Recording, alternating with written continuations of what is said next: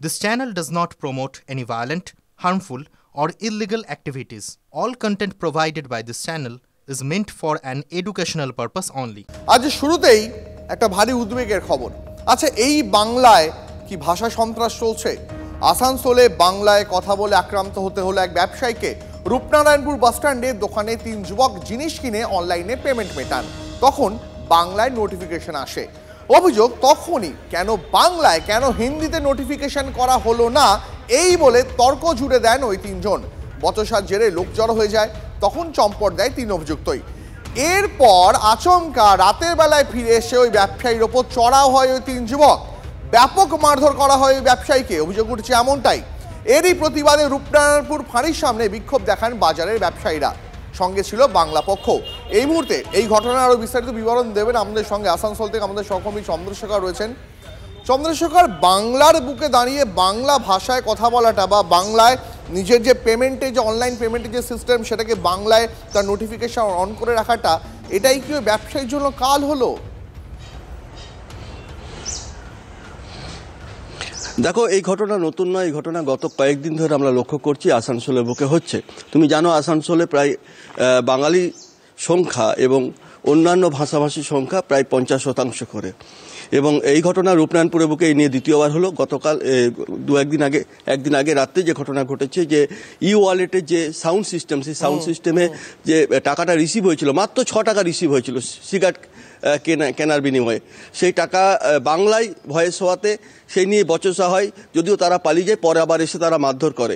এবং তুমি জানো, রূপনারায়ণপুর যে এলাকাটি, এটা হচ্ছে সীমানার শেষ শহর। অর্থাৎ এই রূপনারায়ণপুর করলেই জামতাড়া জেলায় ঢুকে যাওয়া যায় বা মিহিজামে ঢুকে যাওয়া যায়।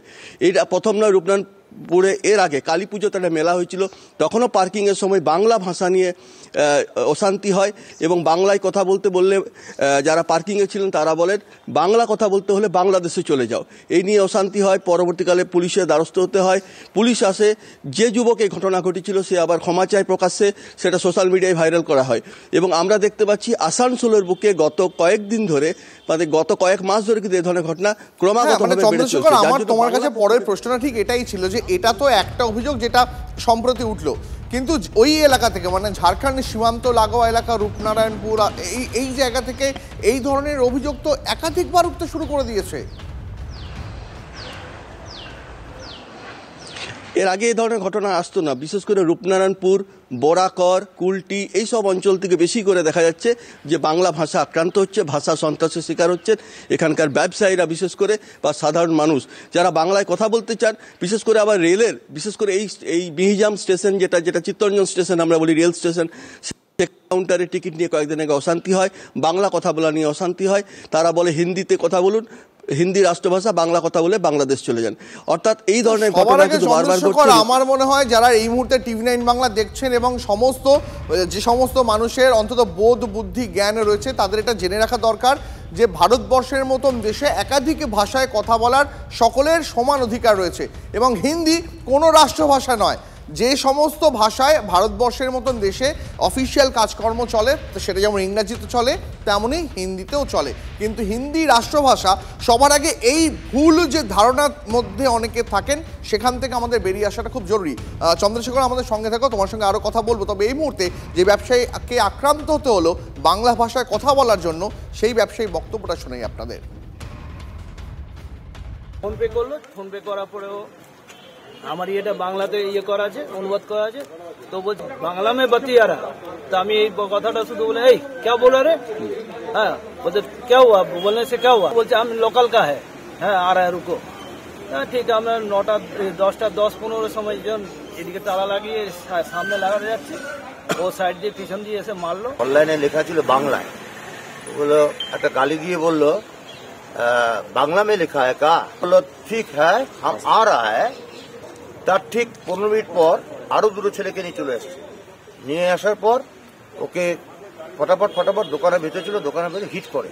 প্রশাসনিক ইয়েতেই আমরা কাজ করব। আমরা কিন্তু সত্যি আমরা মানে এই যে মদ্য মাতাল অবস্থায় যে দোকানদারকে অ্যাটাক করা হচ্ছে, তার জন্য আমরা ধিক্কার জানাই, তীব্র প্রতিবাদ করছি। ব্যবসা সমিতি, রূপনারায়ণপুর ব্যবসা সমিতির তরফ থেকে আমরা অ্যাকশন চাই। যদি অ্যাকশন না নেয়, তাহলে পরবর্তী স্তরে আমরা একটা তীব্র আন্দোলনে যাব। এই মুহূর্তে বিশিষ্ট শিক্ষাবিদ পবিত্র সরকার আমাদের সঙ্গে রয়েছেন টেলিফোন লাইনে। পবিত্রবাবু, স্বাগত আপনাকে টিভি9 বাংলায়। আচ্ছা, বাংলায় থেকে বাংলা ভাষায় কথা বলার জন্য একজন ব্যবসায়ীকে আক্রান্ত হতে হলো, আপনি এই খবর শুনে কতটা আশঙ্কিত এবং আতঙ্কিত? আমি তো আতঙ্কিত দুই। বাংলায় থেকে বাংলা বলার অধিকার কেড়ে নেওয়া হচ্ছে, এরপরে তো বাংলা নামটাই মুছে দেওয়ার চেষ্টা করা হবে। এই ব্যাপারগুলো যারা করে তাদের অপরাধী প্রবণতা তাদের আছে। এটা তাদের বোঝাতে হবে, হয়তো ভালোভাবেই বোঝাতে হবে যে এটা করা উচিত নয়। এর জন্য ভাষা দাঙ্গা করবার কোনো দরকার নেই।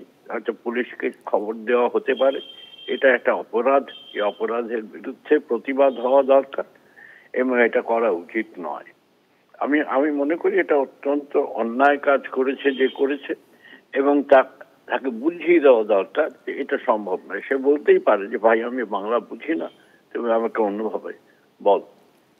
এ না করে সেটা গায়ে হাত দেওয়া হয়েছে, এটা তো একেবারে সামাজিক অপরাধ। পবিত্রবাবু, আপনি তো অত্যন্ত বিশিষ্ট একজন মানুষ, অত্যন্ত শিক্ষিত একজন শিক্ষাবিদ আপনি বটে। আপনি জানেন যারা হিন্দি ভাষায় কথা বলার জন্য মাঝে মধ্যেই চাপ দেন অন্যদের, তারা প্রায়শই একটা শব্দবন্ধ, একটা বাক্য ব্যবহার করে থাকেন যে হিন্দি নাকি রাষ্ট্রীয় ভাষা। একজন শিক্ষাবিদ হিসাবে দয়া করে আরও একবার এই ভুল ভ্রান্ত ধারণাটা একটু ভেঙে দেবেন প্লিজ। এটা তো মূর্খের ধারণা। হিন্দি রাষ্ট্রভাষা নয়, অর্থাৎ রাষ্ট্রের সব লোক হিন্দি বলবে এটা প্রত্যাশিত নয়। হিন্দি হচ্ছে সরকারি ভাষা, অফিসিয়াল ল্যাঙ্গুয়েজ সংবিধানে, যেটা হয়েছে ইংরেজির পাশাপাশি, ইংরেজির সঙ্গে।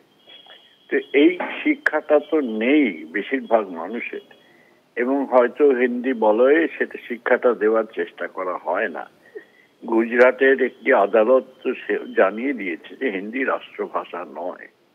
তো কেন এই ভুল ধারণাটা চলে এবং অধ্যত্বের জন্ম দেয় হিন্দি ভাষীদের মধ্যে, আমি জানি না। আমি কোনো ভাষার বিরুদ্ধে নই। হিন্দি ভাষা হিন্দি বলে চলবে, হিন্দি ভাষার উন্নতি হোক, এটাও আমি চাই। একেবারে আপনাকে অনেক ধন্যবাদ আপনার সময় দেওয়ার জন্য। আমাদের কথা বলছিলাম বিশিষ্ট শিক্ষাবিদ পবিত্র সরকারের সঙ্গে। এই মুহূর্তে আমাদের সঙ্গে গর্গ চট্টোপাধ্যায় রয়েছেন টেলিফোন লাইনে বাংলা পক্ষের তরফ থেকে। গর্গবাবু, স্বাগত আপনাকে টিভি9 বাংলায়। নিশ্চয়ই আসানসোলের খবর এতক্ষণ আপনার কানে পৌঁছে গিয়েছে। আসানসোলে বাংলায় কথা বলার জন্য একজন ব্যবসায়ীকে বাংলার বুকে দাঁড়িয়ে আক্রান্ত হতে হলো। প্রথমে হুমকি, তারপরে ফিরে এসে থেকে মারধর করার ঘটনা ঘটলো। কি বলবেন? বাংলার প্রতিটি বাঙালিকে বলতে চাই, আসানসোলের ঘটনা এটা প্রথম কোনো ঘটনা নয় এবং বিচ্ছিন্ন কোনো ঘটনাও নয়। এই রূপনারায়ণপুরেই 1 মাস আগে একজন বৃদ্ধ বাঙালিকে হিন্দি না বলতে পারার জন্য বাংলাদেশি বলে একজন বহিরাগত যুবক সে চড়াও হয়েছিল। বাংলা পক্ষ সেখানে গিয়ে তাকে ক্ষমা চাওয়ায়। কিন্তু এই ধরনের কেস একের পর এক বড় বাজারে ঘটেছে। বাংলার প্রতিটি জেলা যেটা বহিরাগত অধ্যুষিত হয়ে যাচ্ছে, সেটা খড়গপুর হোক, সেটা কলকাতা হোক বা গঙ্গার দুই পার হোক, বারবার এই জিনিস ঘটছে। আর আসানসোল তো তার হটবেড, একদম মাফিয়া, বহিরাগত মাফিয়া অধ্যুষিত।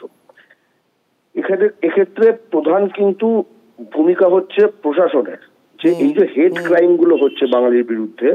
আপনারা জানবেন যে এই যে উত্তর পূর্বাঞ্চলে যদি আপনি এরকম স্থানীয় জনতাকে এরকম কিছু বলেন, ঠিক আছে, সেখানে কিন্তু পুলিশ অত্যন্ত তৎপর, ঠিক আছে। ওখানে চাইনিজ, চিংকি এই ধরনের যে রেসিস্ট কথাবার্তা গুলো বলা হয়, এর ফলে কিন্তু অত্যন্ত তৎপর হয়। আমাদের এখানে মানে পুরনো যে আইপিসি ধারা অনুযায়ী 503, 504, 505। গর্গবাবু, আমি আপনার কাছে আসছি, আমাদের সঙ্গে দয়া করে টেলিফোন লাইনে থাকুন। এই মুহূর্তে আমরা বিশিষ্ট সাহিত্যিক এবং লেখক শীর্ষেন্দু মুখোপাধ্যায়ের সঙ্গে যোগাযোগ করতে পেরেছি। শীর্ষেন্দুবাবু, টিভি9 বাংলায় স্বাগত আপনাকে। বাংলার বুকে দাঁড়িয়ে বাংলা ভাষায় কথা বলার জন্য ব্যবসায়ীকে মার খেতে হচ্ছে, প্রথমে হুমকি, পরে মারধর। এই ঘটনায় আপনি কি আশঙ্কিত? হ্যাঁ, আশঙ্কিত তো বেশ খানিকটা বটেই, কিন্তু এটা হচ্ছে কেন সেটা বুঝতে পারছি না।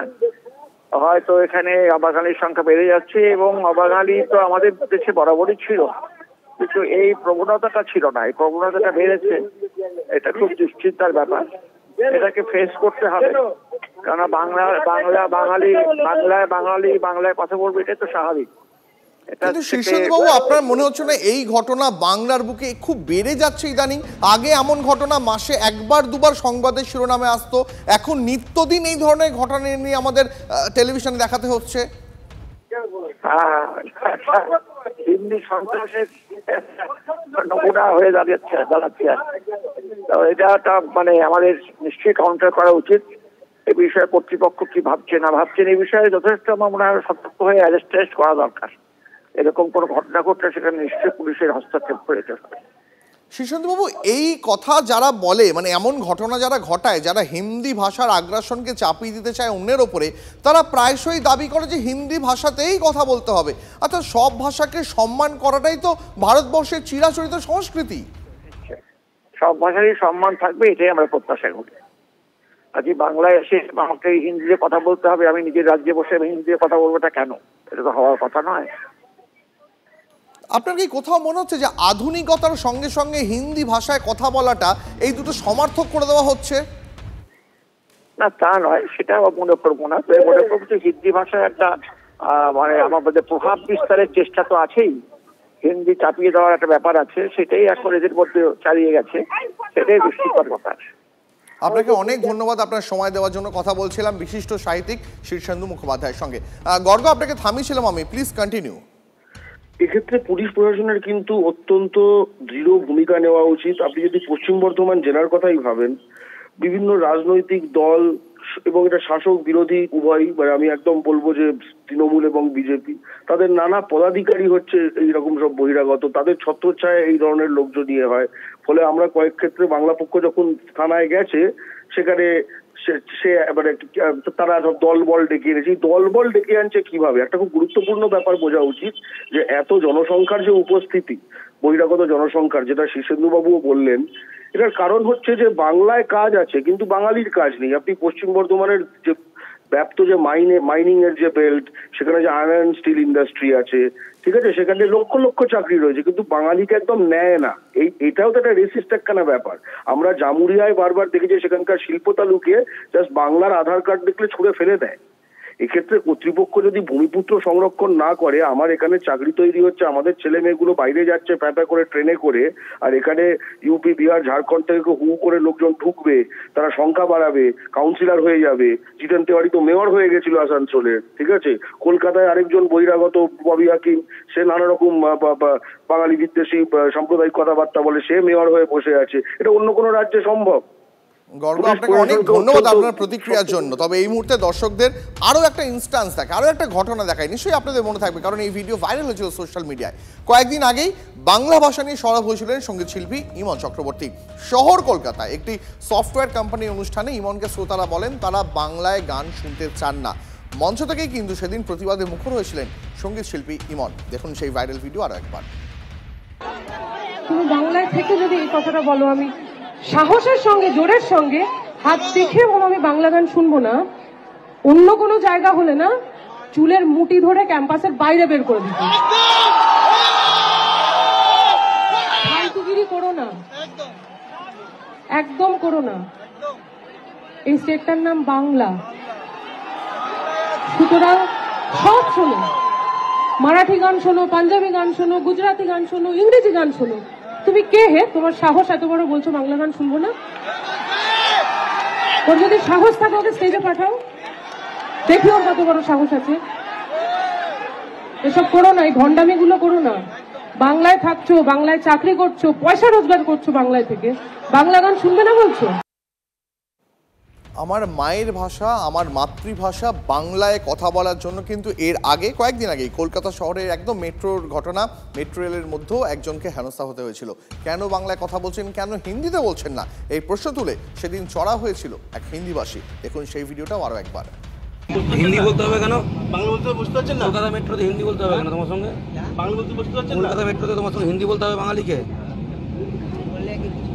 তুমি বাংলা বোঝো না? কলকাতায় বাঙালিকে তোমার সঙ্গে হিন্দি বলতে হবে মেট্রোতে, হিন্দি में बोलिए। বাংলায় আছো, বাংলা একটু সমঝ নাও। কলকাতায় বাঙালি তোমাকে হিন্দিতে বলবে তোমার বোঝার জন্য। এটা বিহার না ইউপি। हिंदी में बोलिए, पढ़ो करो हिंदी में बोलिए। समझ नहीं बांग्ला समझ नाओ। কলকাতা থাকছো, কাজ করছো, বাংলায় থাকতে গেলে বাংলাটা শিখে নাও। আমি বিহারে গেলাম অত কেউ বাংলা বলবে না, ইউপিতে গেলেও বাংলা বলবে না। কলকাতা মেট্রো তোমার জন্য হিন্দি শিখতে হবে। অবশ্যই দিক্কত হবে, প্রতিটা বাঙালিরই হবে। হিন্দি বলতে বলবে না কাউকে, কাউকে হিন্দি বলতে বলবে না। দিক্কত कैसे है?